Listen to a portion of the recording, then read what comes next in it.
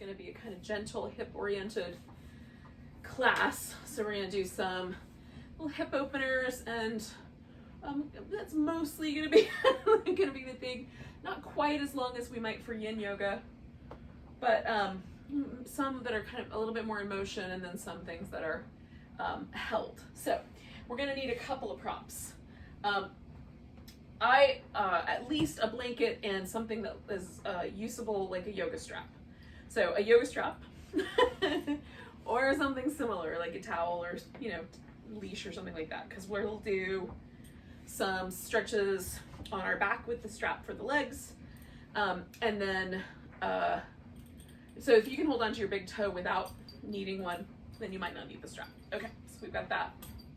And then we're gonna start with a reclining butterfly, which you can just lie on the ground. I'm gonna build up a little stack of props. So it's a little bit more of it kind of gives me a little bit of a shoulder chest opener as well. How's that? So I've got 2 yoga blocks, and I'm gonna lean a pillow up against those 2 yoga blocks that will support my back. So a couch cushion might work. If you don't have yoga blocks, again, you can just do a little stack of pillows, or you can skip all the pillows and just lie down. I'm also gonna take a blanket, roll it up, and put it underneath my knees so that I have a little bit of support there as well. Okay, so the first thing, if you're doing something like this, where there's a slope, first thing to do is to get yourself sort of settled in. Now, often when I first lie down on a sloped surface, I need to first adjust my hips. So lifting the hips and just letting yourself settle onto the back of the hips, onto the sacrum a little bit, will often feel better than having the low back arched a little bit more.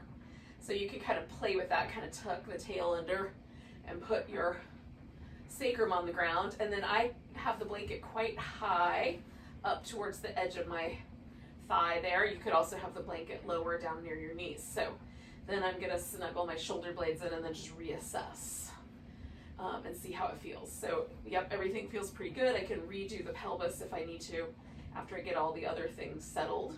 You can, if your stack of pillows is not particularly tall, you can put another little blanket right underneath the head just to give the head itself a little bit of support. And then with this shape kind of hanging out in this shape for a bit, we'll just spend some time breathing and letting go, softening intentionally. So for me, it helps to sort of start at the top of the head and just kind of systematically move through the body, looking for places where I might be holding tension or stress, and then softening all the muscles in that area. So starting with like the crown of the head, and especially for me, these muscles that live right on the sides of the head, those tend to get a little tight, especially in stressful, when I'm mentally stressed, those little areas tend to gather up. So softening the sides of the head and all around the eyes. Letting the lips get a little softer, letting the jaw relax a bit. And then similarly, kind of letting the arms hang and the shoulders let go away from the ears a notch. Softening any gripping that's being done around the ribs or the sides of the waist.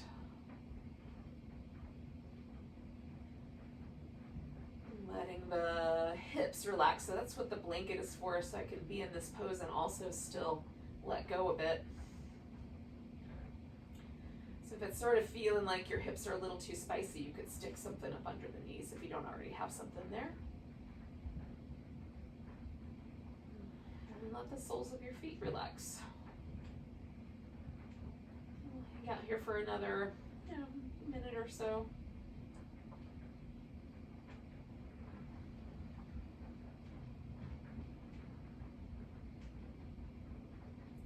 After I kind of go through and do the whole little piece by piece softening, I like to try to notice, can I allow the body to stay soft enough that the breath sort of moves the whole body?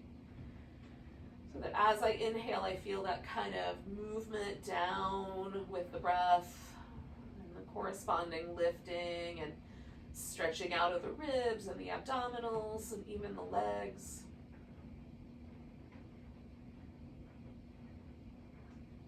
And then the exhale, which just kind of gently settles the body back where it came from.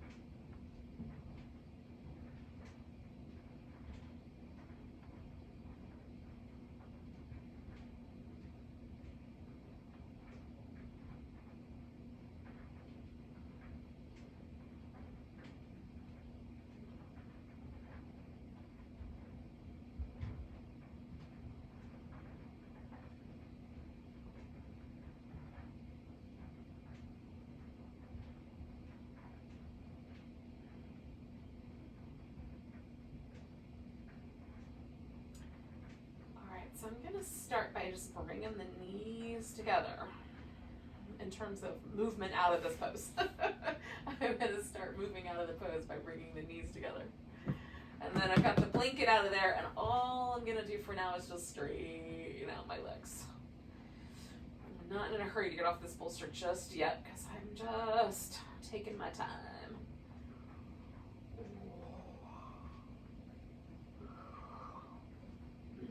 So then I'm going to roll myself over.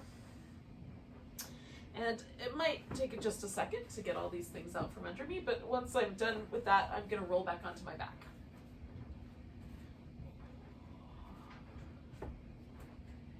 Okay, now,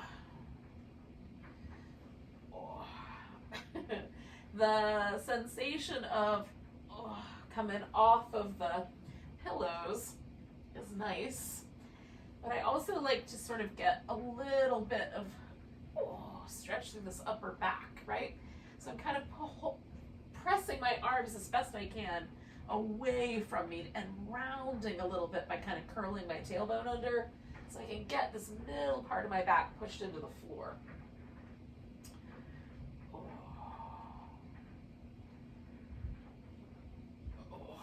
And then we're going to end that particular thing.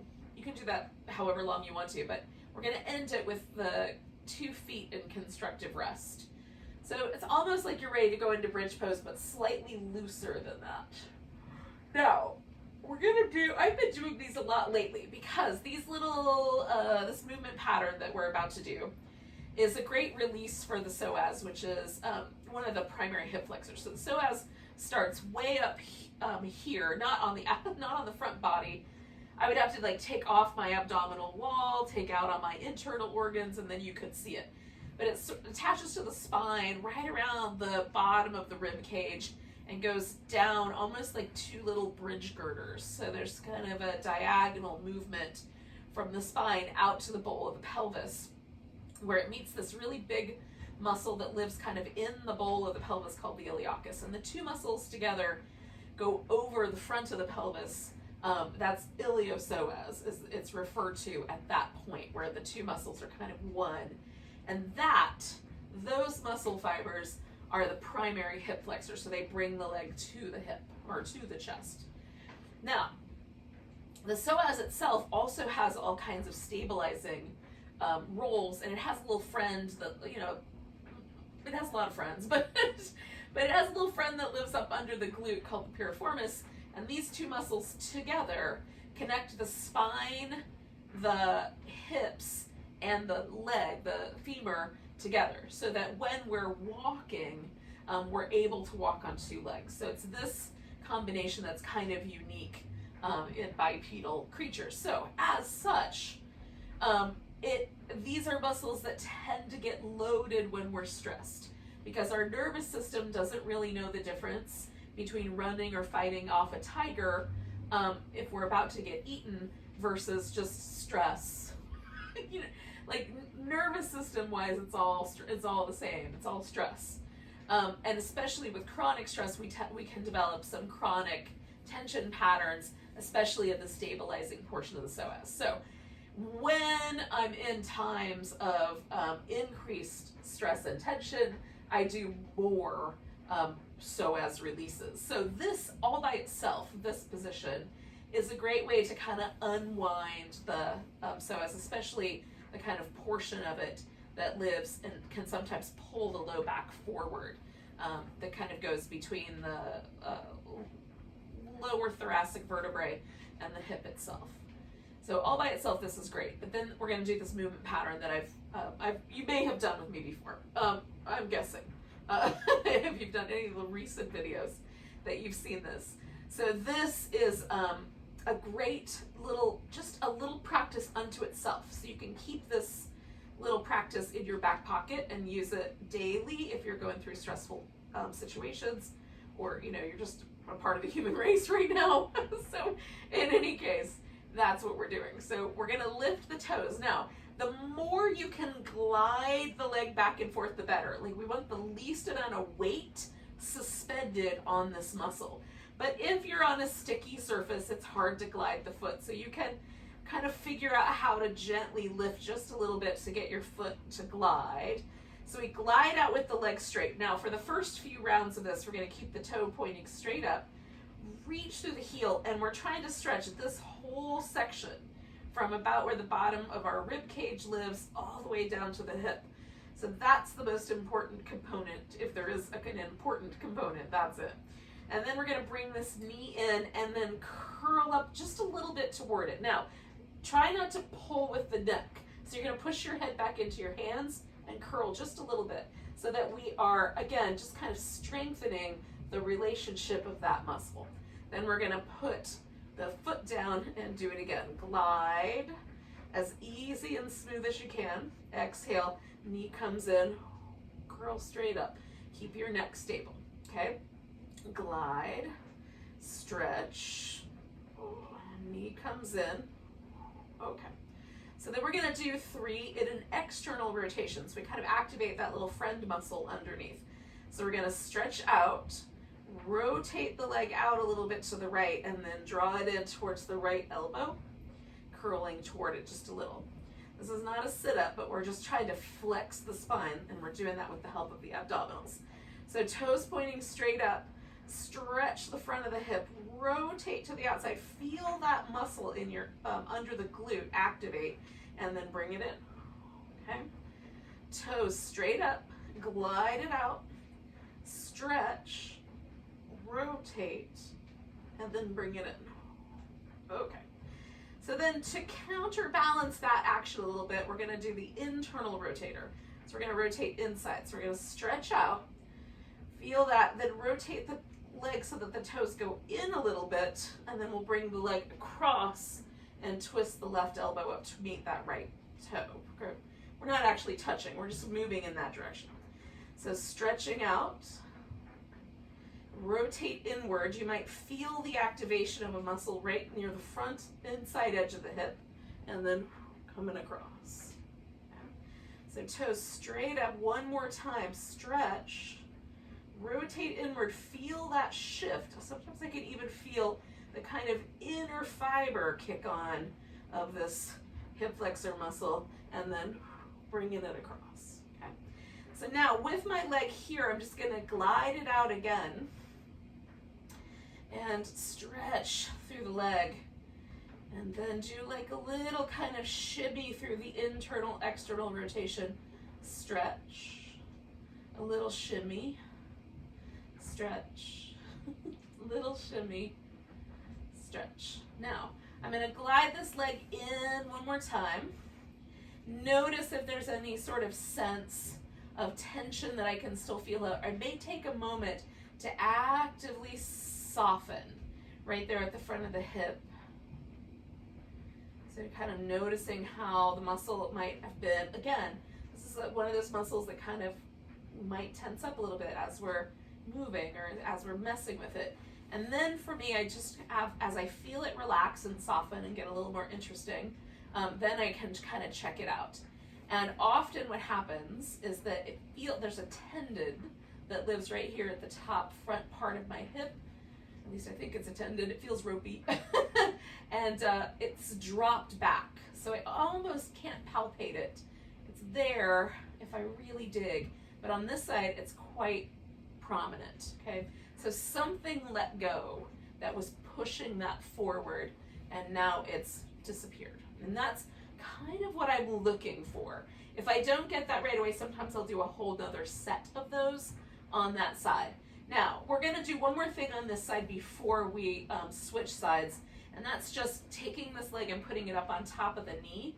And that can be enough with just a tiny little rock back and forth, or you can rock back and forth with quite a bit of a twist. You can let the hip come up off the floor on both sides. Now on this side, go in that direction, it's pretty smooth. I don't get a lot of sensation, but going this way for me, sometimes I'll get quite a lot of sensation in that little under the glute pocket of external hip rotation. So I'm trying to go not to the point of it being super duper spicy, but just where it's like, oh, I can acknowledge that that's there. The right side for me being a little more sensitive than the left. Okay. So again, it can be a tiny little rock or one that's a little more dramatic, even going all the way to the point where your foot or your thigh touches the ground, depending on which direction you're going in. And for some reason, this drifts me down my mat. So like my shirt is coming up over my head because I'm drifting. So I'll fix that in just a second. One more time. And then coming back to the center, I'm just gonna return my foot and pull my shirt back down. Okay. So I'm not drifting too far here. All right, so I'm gonna do all of that work again, but on the left side, okay? So bringing the hands behind the head. And again, the reason for the hands back here is so I can kind of press my head back just a little bit and keep my neck really steady, so that I have to fire up these upper fibers of the abdominals to do the flexing of the spine. Rather than try to drag my spine along with my head, I want to try to engage and initiate that action right there from the center belly.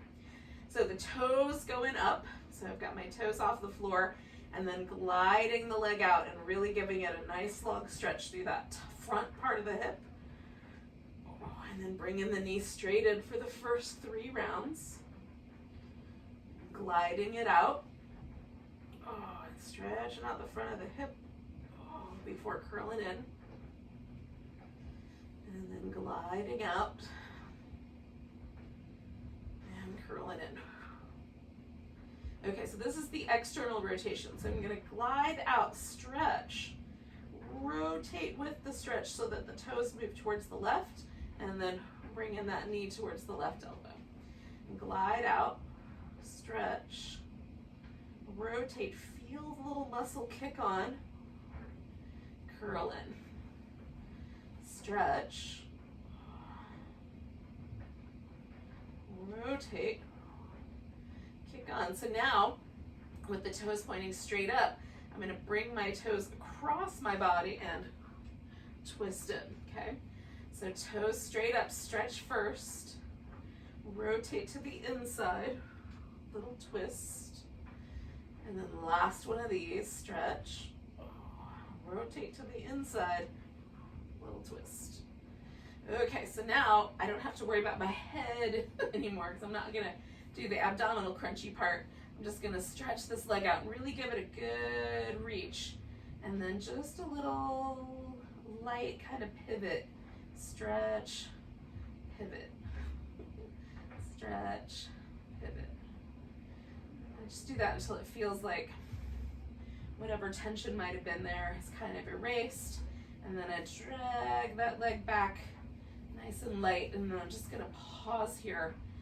And initially I can feel the muscle kind of still a little bit contracted from pulling the leg back.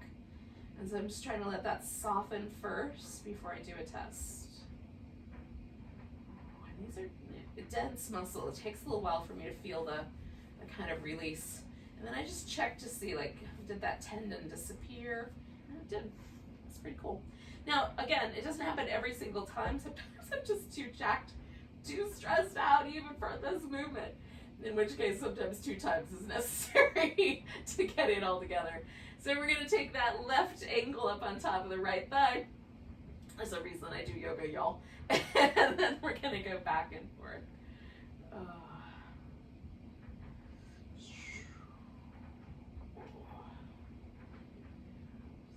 Feeling again the hip, the little muscles around the glute, just noticing how we land here.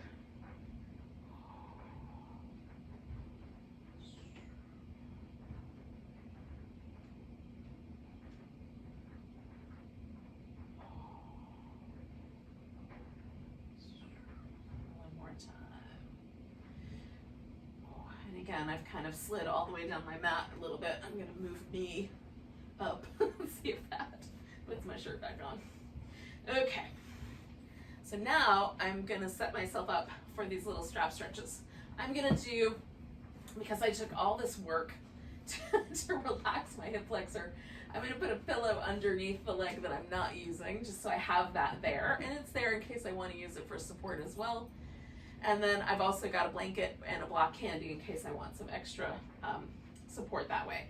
And then I like there to be a loop. So one thing that's nice about yoga straps is almost always they have a buckle, and you can put the strap through the buckle, and then you can have this loop that either you can put your hand through or your wrist through, or if for whatever reason, like maybe you have arthritis in your hands or part of your arm is missing, you don't have a hand, you can use your elbow as well. So you can put the strap through and kind of hook it around your elbow and then hold on. So if there's a loop, and they even make, there's some yoga straps you can buy that are have kind of a stretchy figure 8 style loop, and those might be nice.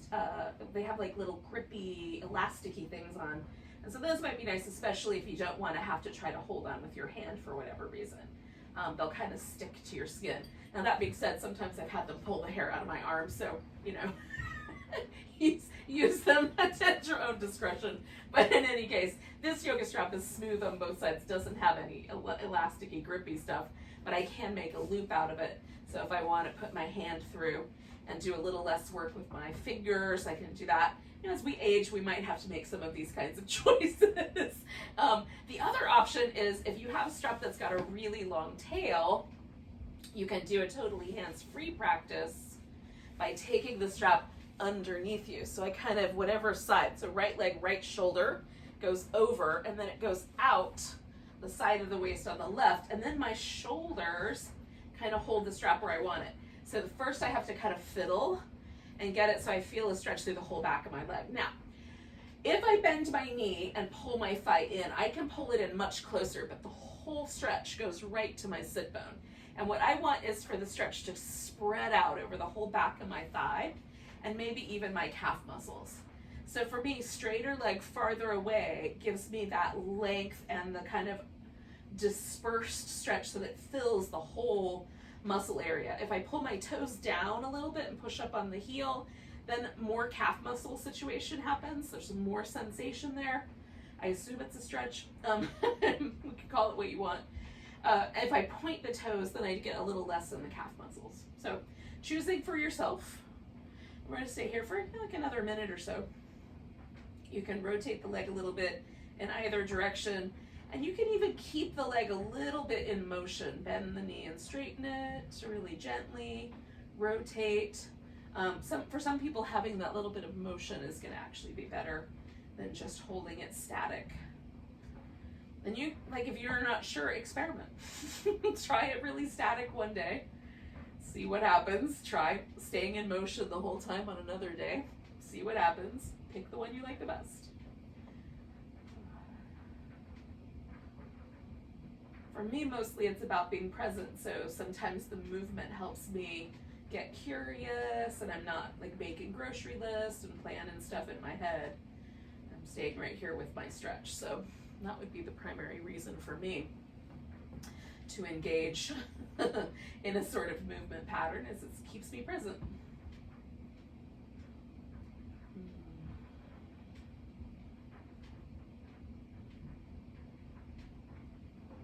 Okay, so we're going to take 2 more breaths here.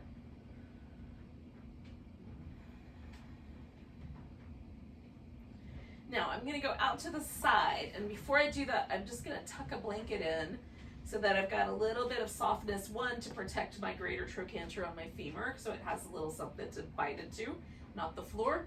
And also it kind of protects my inner thigh from being stretched more than it should. You can build up more support with pillows and all kinds of things. If you want your leg held at a higher point, just build up a structure to hold on to you. The strap also works. If you pull in the strap and kind of push into it, it'll stabilize your leg wherever you've got it held. If you want to be a little less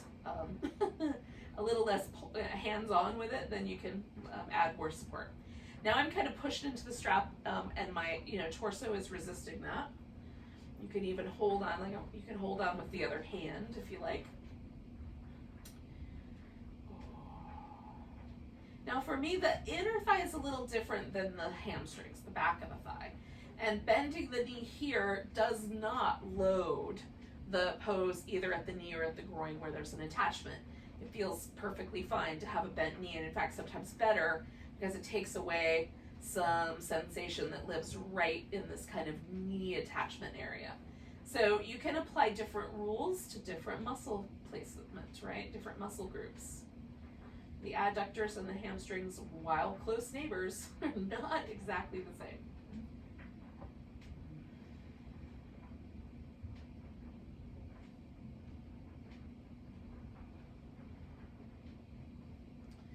So we're going to stay for about 3 more breaths.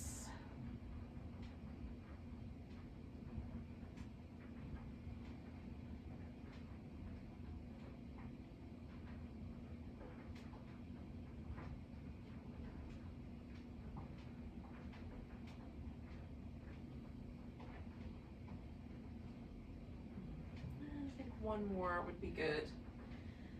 Kind of feel it out. Where's the right amount? Okay, so then we're going to come back to the center.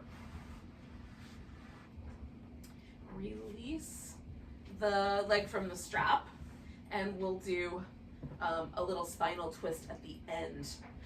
So we're going to leave that pose out of the mix tonight. So I'm just going to give my legs a little shimmy, sort of see how they feel. You can stretch both your legs out, and then just see if you notice a difference in terms of the right leg versus the left leg. Does it feel pleasant? Is there a nice kind of loose sensation to one side or the other? Is there any soreness or tension? You just want to notice what you've got. So if I finish a set of yoga poses or a yoga pose and I feel sore or tender, then when I do the pose on the other side, I try adding more support, so I can see if that makes a difference. And if it feels good, I just do the same thing, because I figure I must have done something right. I might prove that that's wrong at some point in the future, but for now, that seems to be the way to go. Now I'm going to turn myself a little bit so I don't run into the plants and other objects in my living room here. Oh, hold on. This will be a little easier from this side. Okay. So I'm going to let my right leg relax. I've got my left leg in the strap, and I'm just kind of finding where it should go. And unfortunately, it's not a good angle for me with the clock, but I'll do my best. I've kind of got 90 seconds or so memorized, but we'll see. It might turn into longer. I'll try to keep it within bounds. So we're just going to pause right there. And again, you can do a little bit of motion, or you can hold it steady. The primary goal of yoga really is to be present in the moment that you're in and not thinking about other stuff. Physical practice is definitely a bonus, but the mental practice is the actual practice.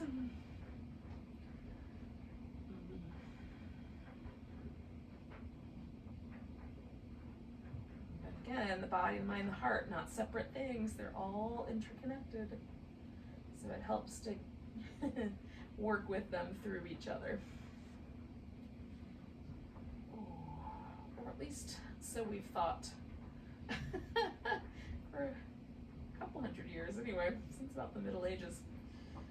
Oh.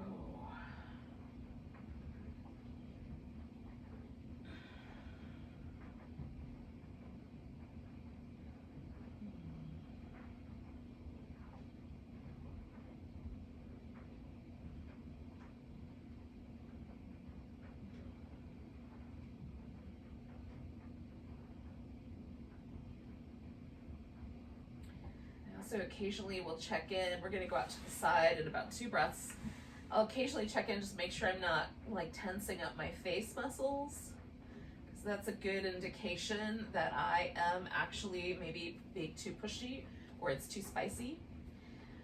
Oh, some of us have high tolerances for discomfort, and if you are one of those people, then sometimes the pose can actually be problematic and not necessarily feel that way. So just become, the more sensitive you can become to the sensation that the poses are generating, the better.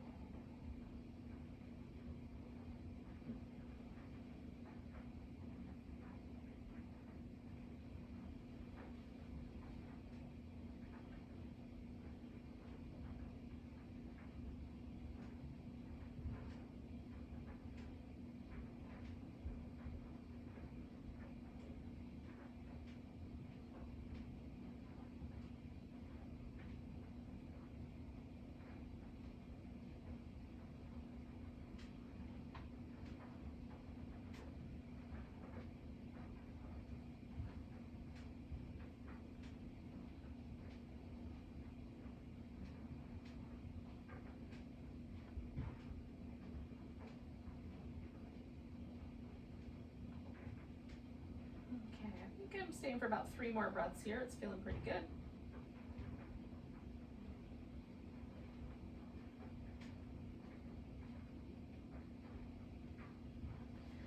I'm just going to bring this on back, release myself from the strap on this side. Give it a little rinse. Okay. I'm probably done with the strap for now. It's possible that there will be some little pose near the end that you might want to get involved with in that way. But for now, I think we're done. Now, what we're going to do next is a little sequence of lunges. And so if you would like, I'm doing these little windshield wipers to start with. But if you would like, you could do like some transition movements, like some down dog or some cat-cow kinds of things on your way to a lunge. I'm going to do some cat-cow things on my way to the lunge.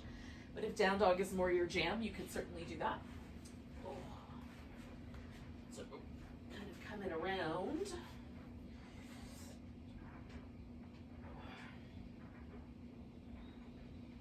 And sometimes I do these little sidewinder ones. They feel really nice.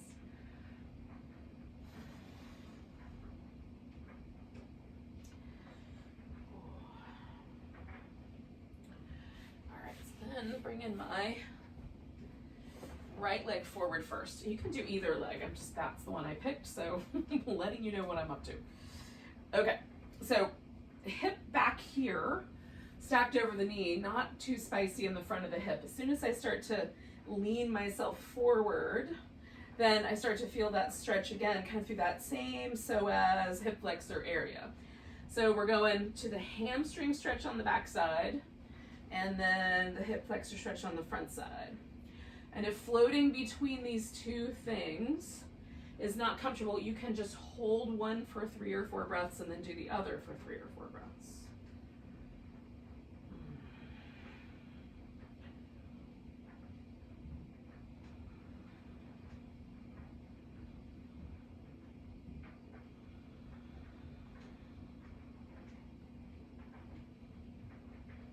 using this pillow for a little bit of stability. It's just giving me something to hang on to on the other side.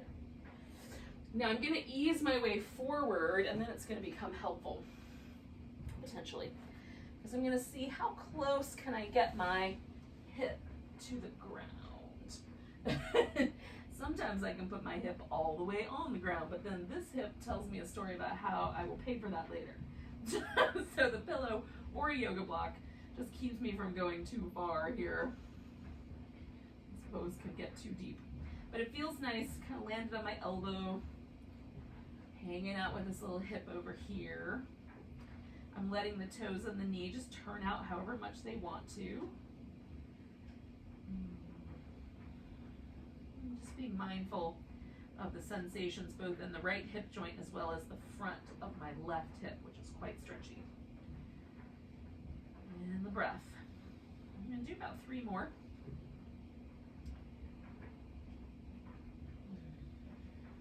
Now for me, coming out of yoga poses that are this deep is sometimes a little bit more tricky than getting into them.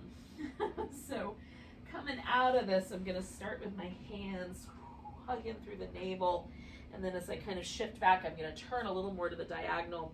So I sort of split the difference between the inner thigh and the hamstring, kind of folding into this shape. Okay, so then I'm going to take this guy back, give that, try not to knock over the rubber tree, but give that leg a little shimmy, and a few little rounds of cat-shaped things. All right, so then the left leg comes forward. And again, you don't have to work this quickly. You can do something else if you want. So we're gonna shift the hips forward and shift the hips backward. And again, I'm just gonna move in between those two shapes.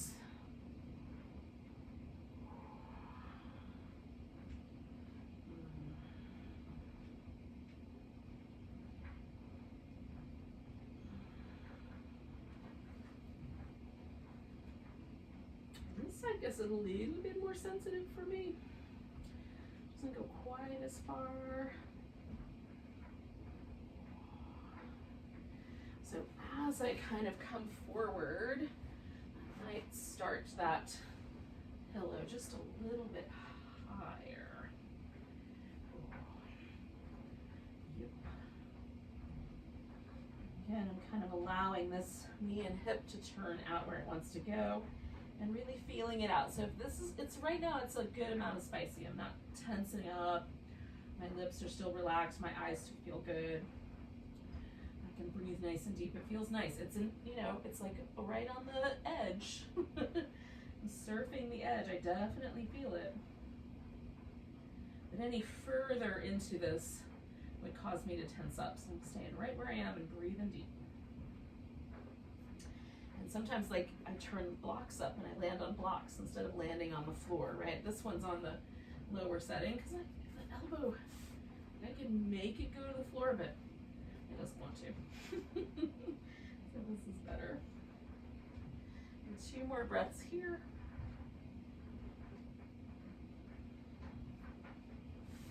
Again, so I'm gonna kind of collect myself through my hip and low belly first.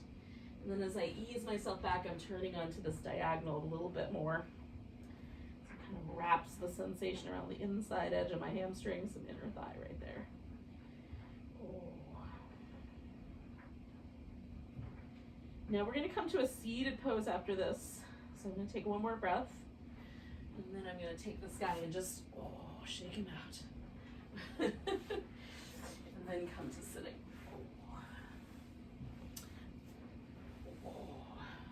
Now this can just be a cross-legged sitting position, or you can come with me into either the cow face pose or the fire log / square double pigeon. It's called lots of things, okay? So I'm gonna put a blanket down so it goes underneath both my knees, and then I'll just provide a little bit of support. So the knees can go on top of each other, the shins can go on top of each other. I'm gonna do this one with just a little tiny change just so my ankle joint doesn't push into my thigh. Then sit up nice and tall, and for some of us, leaning back is going to be better, sitting up might be better, leaning forward might be better. You can feel it out. And this is mostly targeting that sort of outer hip, external hip rotator, abductors, like his outer glutes kind of come around the edge. You might feel it down your IT band. Just be mindful of your knee.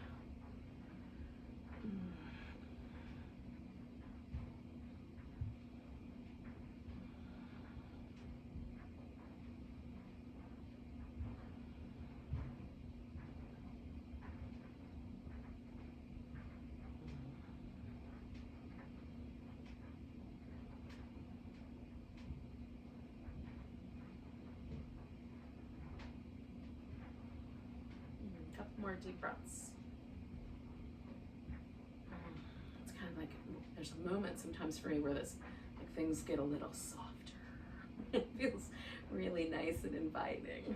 I'm just letting myself settle into that invitation, taking a nice big inhale. You can float yourself up. Now, I'm going to do what I think is one of the coolest transitions in all of yoga. Basically, you keep your feet mostly where they are, and you rotate all the other bones around them. So I've got to go towards whatever side's on the bottom in order to flip this around, but I'm going to go that way and just spin, spin, spin, not really moving the feet.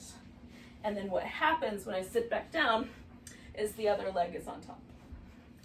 It's definitely one of the coolest transitions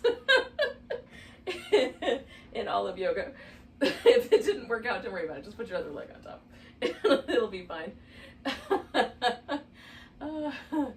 It's fun. It's just a fun little way to get around. So then once you got your other side together, we'll hang out with each other for a moment. However you got there.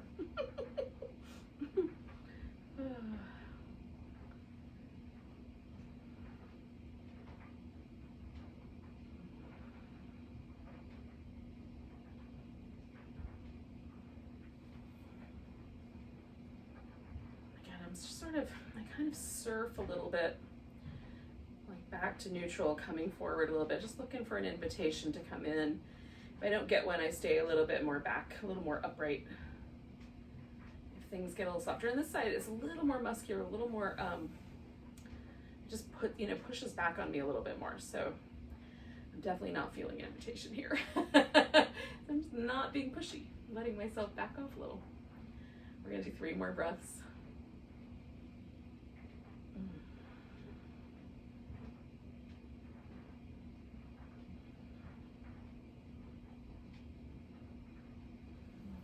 Come out of there, and as promised, we're going to do one more pose, which is a little twist before Shavasana, but a reclining version. So you can take your blanket with you, you can take your pillow with you. I'm going to take the blanket and put it down so I can put my head on it, and then I'm going to keep this pillow handy so that I have a little place to lean my knees. And I'm going to do this really conservatively tonight. You can bring your legs around a good deal more. So first, I just want to kind of stretch and rinse out the work we just did in that seated pose, because that can be a spicy one. And we did all that other stuff before we got there, so hopefully it was inviting enough anyway. And then I've got this pillow over here on the left, so I'm just going to go that way first. And essentially I'm just going to let my knees just find that pillow. Just kind of settle my legs over here. It might be better to do one in the middle and one on top. Yeah, that's better. Okay. And so letting go.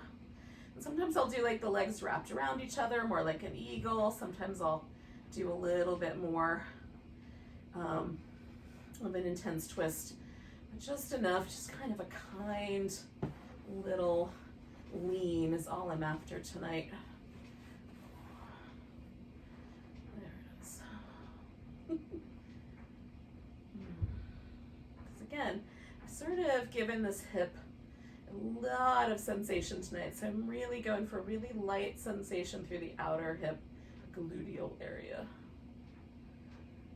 And then there's some other fun things with the chest muscle and the spine. About 2 more breaths.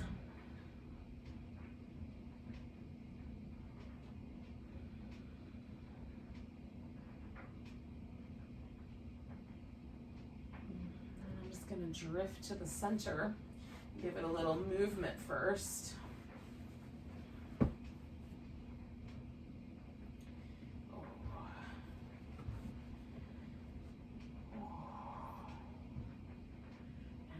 Taking it over the opposite direction.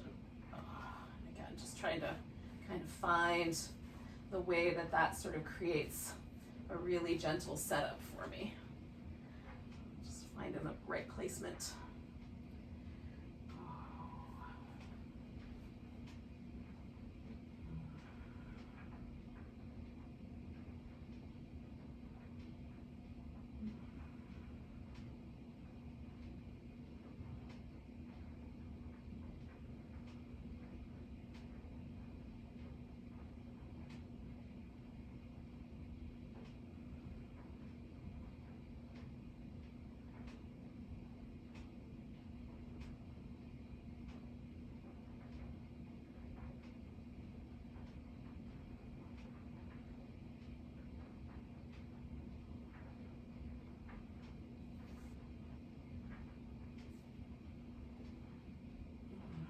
Okay, yogis, I'm going to take one more deep breath. I'm going to come on back, drift to the center. Put this little pillow underneath my legs. So again, I get this little hip flexor release. Oh, and sometimes after this much hip work, I can lay with my legs stretched out without it, but it's always nice, so why not? If you're chilly, cover with a blanket. Here where I'm living, it's chilly at this time of year. Although not as bad today, maybe. So, but you know, being warm is nice. And then we're going to try to inhabit the back of the body. So because we're predators, really, designed by nature to be predatory, our eyes are on the front of our head, right?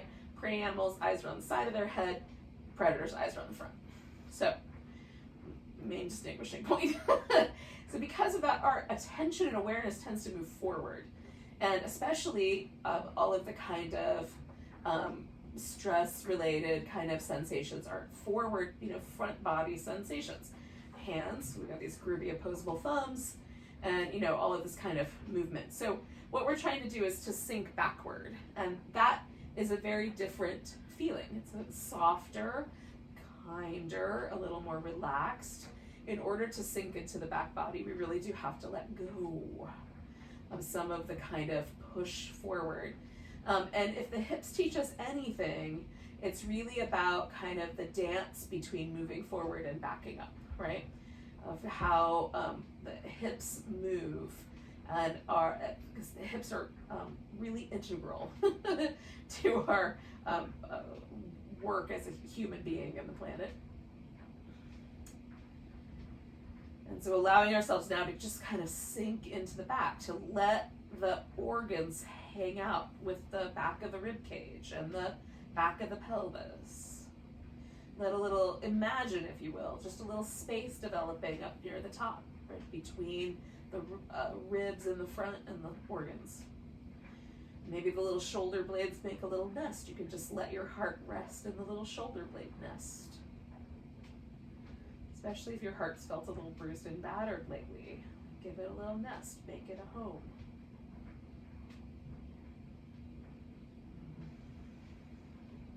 Instead of pushing forward, can we just release and surrender a little bit into ourselves?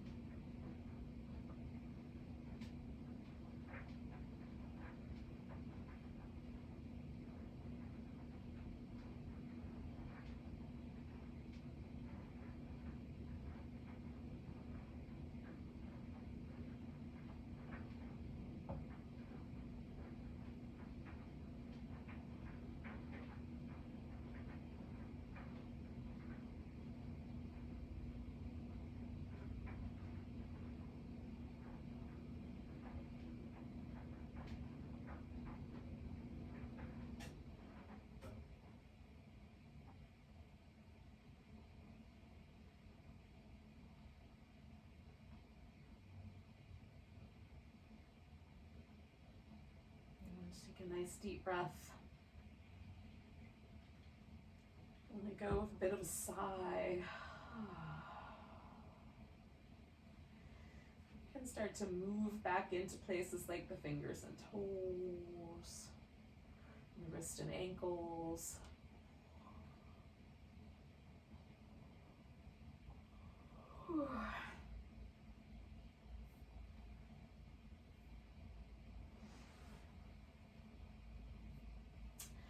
And then give yourself a little moment, a little rock, a little placement. And when you're ready, you'll come up to a seated position.